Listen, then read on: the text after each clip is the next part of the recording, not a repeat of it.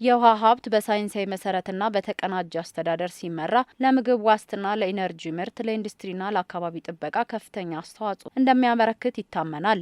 በኢትዮጵያ የውሃ ሀብትን ፍትሐዊ፣ ቀልጣፋና ዘላቂ በሆነ መንገድ ለመጠቀም የሚያስችል አዋጅን ተግባራዊ ለማድረግ ከባለድርሻ አካላት ጋር የውሃና ኢነርጂ ሚኒስቴር መክሯል። በቅርቡ በተቋቋመው በተፋሰሱ ከፍተኛ ምክር ቤት ረቂቅ ደንብ ላይም ውይይት ላይ የተገኙት የውሃና ኢነርጂ ሚኒስትሩ ሀብታሙ ኢተፋ ለረቂቁ ደንብ ጥራት ከባለድርሻ አካላቱ ከሚቀርቡ ገንቢ ሀሳቦችና አስተያየቶች ረቂቁ እንደሚጠናከር ገልጸው አዋጁ የውሃ ሀብትን ፍትሐዊ፣ ቀልጣፋና ዘላቂ በሆነ መንገድ ለመጠቀም እንደሚያስችልም ተናግረዋል። የተፋሰሱ ከፍተኛ ምክር ቤት የኢትዮጵያን የውሃ ፍላጎትና አጠቃቀም የሚያስተናግድና ከግብጽና ከሱዳን ጋር ያለውን የጋራ የውሃ ሀብት አጠቃቀም ላይ ሚና እንደሚኖረውም ሚኒስትሩ ተናግረዋል። በኢትዮጵያና በግብጽና በሱዳን መካከል የተፈጠረ ያለው መነታረክ እና ግጭት ውሃን የመጠቀም መብት የመፍቀድ ጉዳዮች ናቸው። ይሄንን በሩቁ ነው የምናይ።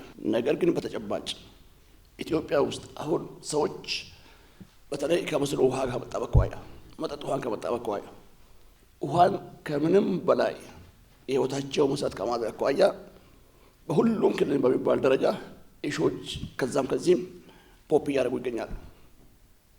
በተለይ የላይኛውና ታችኛ አካባቢ መስተዳድሮች በክልሎችና ክልሎች መካከል፣ በዞንና በዞን መካከል፣ በወረዳና ወረዳ መካከል፣ በከተማና በከተማ መካከል ኢትዮጵያ ውስጥ ትልቁ የግጭት መንስኤ ሊሆን የሚችል በቅርብ ዓመታት ይሄ ነው ብለን ነው የምናምን። ለዛም ሲባል ነው ከአንድ ዓመት በፊት የከፍተኛ ተፋሰሶች ምክር ቤት ማቋቋሚያ አዋጅ ህጋዊ ሆኖ በነጋሪት ጋዜጣ ታትሞ ወጥቶ ይገኛል ማለት ነው። የአዋጁን ድንጋጌዎች በዝርዝር ተግባራዊ ለማድረግ የተፋሰስ ምክር ቤቶችን አደረጃጀት፣ ስልጣንና ተግባራቸውን የሚወስን የረቂቅ ደንብ መሆኑም ተነስቷል። የአዋጁ አስፈላጊነት የውሃ ሀብት አለን ብዙ ጊዜ የምንለው ያለንን የውሃ ሀብት በላቀ ደረጃ ከመጠቀም አንጻር ያሉ ውስንነቶች አሉ። ይሄንን ውስንነት መቅረፍ የሚያስችል አዋጅ ነው። ረቂቅ ደንቡ ከቀረበ በኋላ የባለድርሻ አካላቱ የናይል ቤዚን ተፋሰስ ለምክር ቤቱ የሚኖረው ድርሻ፣ ምክር ቤቱ የክልሎችን የስልጣን መዋቅርና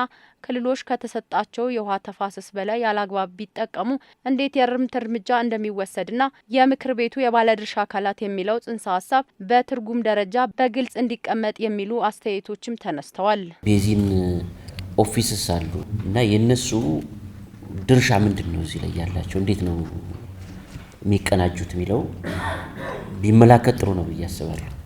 ከኮሚቴ አባላት የርዕሰ መስተዳድር ተወካዮች እና ቢሮዎች ምናምን ነው የሚለውና አይ ቲንክ ርዕሰ መስተዳድሮች ራሳቸው ቢሆኑ ወይም ርዕሰ መስተዳድሮች ወይ ምክትል ርዕሰ መስተዳድሮች ቢሆኑ አይሻልም ወይ? ሁሉንም ባለድርሻ አካላት ለማሳተፍ ጥረት እየተደረገ የመጣበት አግባብ ዲጂታላይዝም ለማድረግ የተሄደበት ያለው አግባብ እጅግ የሚያስመሰግን ነው። የሆነ ክልል ወር የሆነ ዞን ከተሰጠው ድርሻ በላይ ቢጠቀም ኦር ሚስዩዝ ቢያደርግ ሚስማኔጅድ ቢያደርገው ምንድነው ሊሆን የሚችለው እና ማን ነው ይሄንን ኃላፊነት ሊወስድ የሚችለው የሚለው መቀመጥ መቻል አለበት ብዬ አስባለሁ። መንከባከብም ከመቆጣጠርም ጋር ተያይዞ ይሄ ደንብ ውስጥ ተጠያቂነትን ልናሳይ የምንችልበት ሩም ሊኖር አይገባውም ወይ?